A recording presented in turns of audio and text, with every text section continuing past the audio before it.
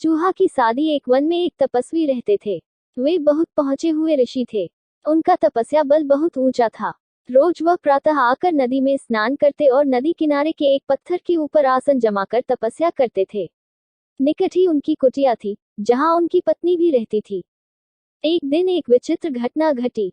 अपनी तपस्या समाप्त करने के बाद ईश्वर को प्रणाम करके उन्होंने अपने हाथ खोले ही थे कि उनके हाथों में एक नन्ही सी चूहिया आ गिरी।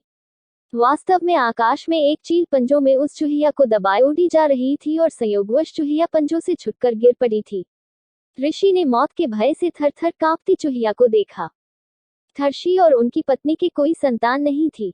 कई बार पत्नी संतान की इच्छा व्यक्त कर चुकी थी। ऋषि दिलासा देते रहते थे। ऋषि को पता था कि उनकी पत्नी के भाग्य में अपनी कोख से संतान को जन्म देकर मां बनने का सुख नहीं लिखा है।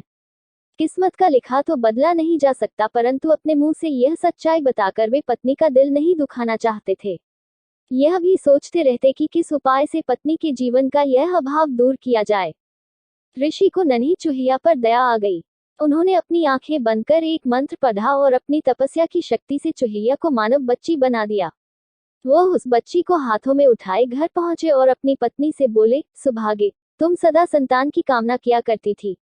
समझ लो कि ईश्वर ने तुम्हारी प्रार्थना सुन ली और यह बच्ची भेज दी। इसे अपनी पुत्री समझकर इसका लालन पालन करो।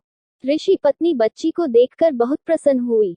बच्ची को अपने हाथों में लेकर चूमने लगी। कितनी प्यारी बच्ची है, मेरी बच्ची ही तो है यह, इसे मैं पुत्री की तरह ही पालूंगी। इस प्रकार वह चूहिया मानव बच्ची बनकर ऋषि के परिवार में पलने लगी। ऋषि पत्नी सच्ची मां की भांति ही उसकी देखभाल करने लगी। उसने बच्ची का नाम कांता रखा। ऋषि भी कांता से पितावत स्नेह करने लगे। धीरे धीरे वे यह भूल गए कि उनकी पुत्री कभी चूहिया थी। मां तो बच्ची के प्यार में खो गई। वह दिन रात उसे खिलाने और उससे खेलने में लगी रहती।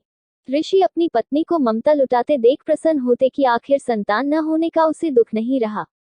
ऋषि ने स्वयं भी उचित समय आने पर कांता को शिक्षा दी और सारी ज्ञान विज्ञान की बातें सिखाई। समय पंख लगाकर उड़ने लगा। देखते ही देखते मां का प्रेम तथा ऋषि का स्नेह व शिक्षा प्राप्त करती कांता बढ़ते बढ़ते 16 वर्ष की सुंदर, सुशील व योग्य युवती बन गई। माता को बेटी के विवाह की चिंता सताने लगी।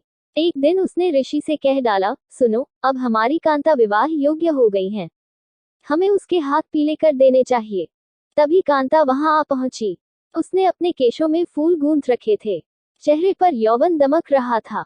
ऋषि को लगा कि उनकी पत्नी ठीक कह रही है। उन्होंने धीरे से अपनी पत्नी के कान में कहा, मैं हमारी बिटिया के लिए अच्छे से अच्छा वर ढूंढ निकालूंगा। उन्होंने अपने तपोबल से सूर्यदेव का आवाहन किया। सूर्य ऋषि के सामने प्रकट हुए और बोले, प्रणाम मुनिश्री, कहिए आपने मुझे क्यों स्मरण किया, क्या आज्ञा है।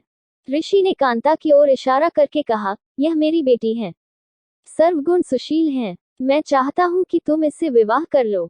तभी कांता बोली, तात, यह बहुत गर्म है, मेरी तो आंखें चुंधिया रही हैं, मैं इनसे विवाह कैसे करूं? न कभी इनके निकट जा पाऊंगी, न देख पाऊंगी। ऋषि ने कांता की पीठ थपथपाए और बोले, ठीक है, दूसरे और श्रेष्ठ वर देखते हैं। सूर्यदेव बोले, ऋषि, वह बादल मुझसे श्रेष्ठ हैं, वह मुझे भी ढक लेता है, उससे बात कीजिए।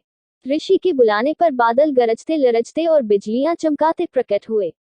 बादल को देखते ही कांता ने विरोध किया, तात, यह तो बहुत काले रंग का है, मेरा रंग गोरा है, हमारी जोड़ी नहीं जमेगी। ऋषि ने बादल से पूछा, तुम ही बताओ कि तुमसे श्रेष्ठ कौन है?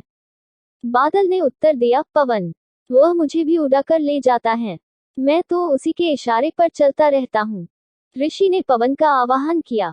पवन देव प्रकट हुए तो ऋषि ने कांता से ही पूछा, पुत्री, तुम्हें यह वर पसंद है? कांता ने अपना सिर हिलाया, नहीं तात, यह बहुत चंचल है, एक जगह टिकेगा ही नहीं, इसके साथ गृहस्थी कैसे जमेगी। ऋषि की पत्नी भी बोली, हम अपनी बेटी पवन देव को नहीं देंगे, दामाद कम से कम ऐसा तो होना चाहिए जिसे हम अपनी आंख से देख सकें। ऋषि ने पवन देव से पूछा, तुम ही बताओ कि तुमसे श्रेष्ठ कौन है?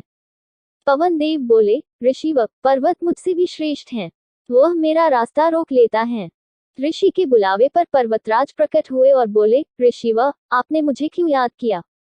ऋषि ने सारी बात बताई। पर्वतराज ने कहा, पूछ लीजिए कि आपकी कन्या को मैं पसंद हूँ क्या? कांता बोली, ओह, यह तो पत्थर ही पत्थर हैं, इसका दिल भी पत्थर का होगा। ऋषि ने पर्वतराज से उससे भी श्रेष्ठ वर बताने को कहा तो पर्वतराज बोले, चूहा मुझसे भी श्रेष्ठ है, वह मुझे भी छेद कर बिल बनाकर उसमें रहता है। पर्वतराज के ऐसा कहते ही एक चूहा उनके कानों से निकलकर सामने आ कूदा।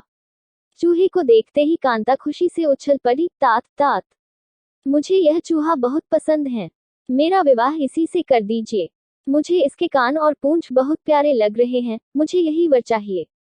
ऋषि ने मंत्र बल से एक चूहिया को तो मानवी बना दिया, पर उसका दिल तो चूहिया का ही रहा। ऋषि ने कांता को फिर चूहिया बनाकर उसका विवाह चूहे से कर दिया और दोनों को विदा किया। सीखा, जीव जिस योनि में जन्म लेता है उसी के संस्कार बने रहते हैं, स्वभाव नकली उपायों से नहीं